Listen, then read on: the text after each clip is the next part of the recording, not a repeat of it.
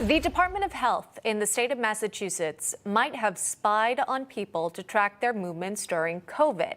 Those are the allegations in a new lawsuit.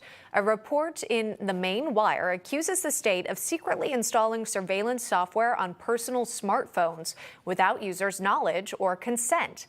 The report claims the state even worked with Google to do this. The lawsuit saying, quote, when some Android device owners discovered and subsequently deleted the app, the Department of Public Health would reinstall it onto their devices. The suit is asking for symbolic damages of $1. We've reached out to the Massachusetts governor, the Department of Health for comments, and we've not heard back. Stephen Robinson is the editor-in-chief of the MaineWire.com. He joins us now. Stephen, walk us through how you uncovered this story. Well, the lawsuit was actually filed in U.S. District Court in Massachusetts by Curran and Antonelli, a Boston law firm. Also on the suit is the New Civil Liberties Alliance, which is out of Washington, D.C. They filed the lawsuit on behalf of two plaintiffs, one who lives in New Jersey, but also travels to Massachusetts for work, and the other who lives in New Hampshire and travels to Massachusetts for work.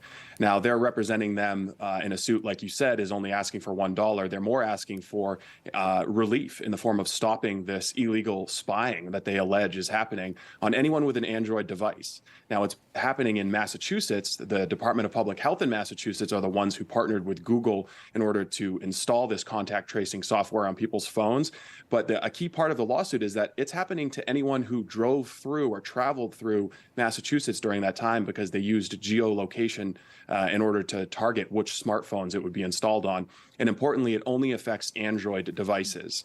And as you said, the governor of Massachusetts isn't interested in commenting on this. Margaret Cook, the commissioner for the Department of Public Health, she's not commenting on it. No one is saying who authorized this, whether it was someone in the government or someone from Google. Just a clarifying question here. Did these smartphone users, did they have to download an app for them to be allegedly tracked? No, they did not, Emma. So originally, the contact tracing program started in Massachusetts shortly after the pandemic began. And in 2021, they partnered with Google to create this contact tracing application.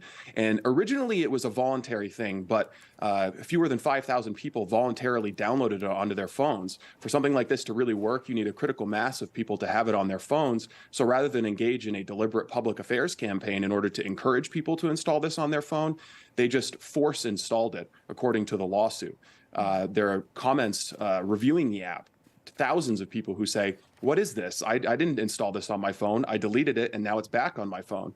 So the state of Massachusetts has some questions to answer. Right now, they're not interested in answering those questions. And the privacy implications here are pretty stark because this app was reporting users' location data. It also used the Bluetooth feature on people's phones to tell which other phones they were in proximity to. So this was a vast spying campaign that affected anyone who traveled through Massachusetts. And according to my reporting, there are people in Maine who traveled through Massachusetts only once within the last 3 or 4 years, and that was in September of this year. So this spying campaign could be ongoing. There's no evidence right now that they have stopped it. Stephen, when you look at who's compiling this data, this location tracking, who has it? And is there any evidence that they've sort of done anything in particular with it?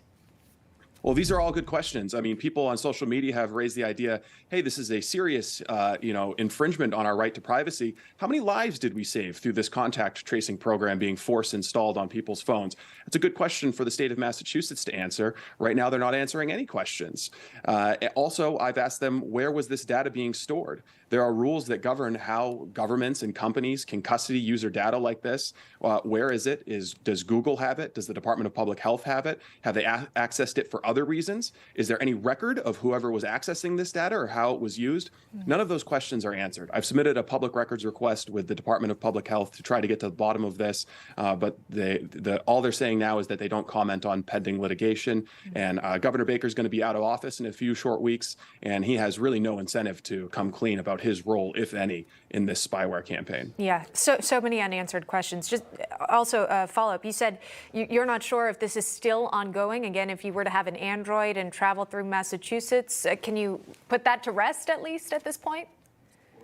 I cannot. I can't say that they have stopped installing that spyware on people's phones, and the Department of Public Health isn't saying. All I know is that as recently as September, this spyware was still being installed on people's phones without permission and without their knowledge. And I also think it's important to note that the Department of Public Health, working with Google, took steps to ensure that this program would live secretly on people's phones because it isn't installed in the usual applications folder on Android devices. You kind of have to hunt for it in the settings feature of the phone in order to find it and reinstall it. So it would seem to suggest that they knew what they were doing was controversial and they were trying to get away with something in secret. Yeah, again, not much disclosed according to this allegation. How did the plaintiffs realize that this data was being captured?